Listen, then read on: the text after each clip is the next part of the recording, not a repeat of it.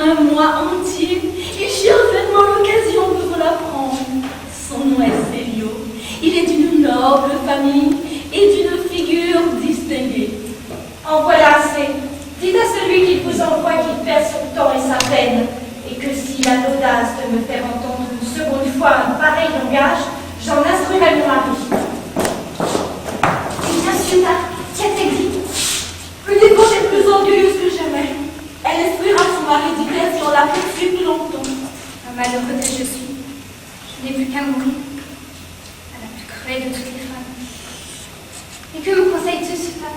Quelles ressources puis-je encore trouver? Je vous conseille d'abord de sortir d'ici, car voici son mari qui la suit. Il renonce, dites-vous?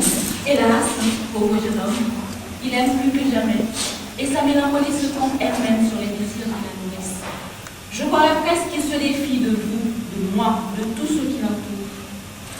Non, par le ciel, je ne renoncerai pas. Je me sens moi-même une autre Marianne, et il y a du plaisir à être entêté.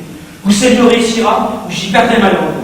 Agirez-vous contre sa volonté? Oui, et pour agir d'après la mienne, qui est sa sœur aînée, et pour envoyer aux enfers, mais c'est à cause de le juge, que je déteste, méprise, et aborde depuis les pieds jusqu'à la tête. Je lui porterai donc votre message, et quant à moi, je cesse de m'en mêler. Je me sens comme un homme qui tient la bande d'un pharaon pour le compte d'un autre, et qui a la veine contre lui.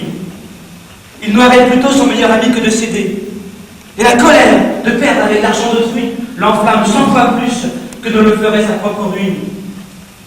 Comment, Célio, tu abandonnes la partie? Que veux-tu que je fasse? Que se passe-t-il en toi?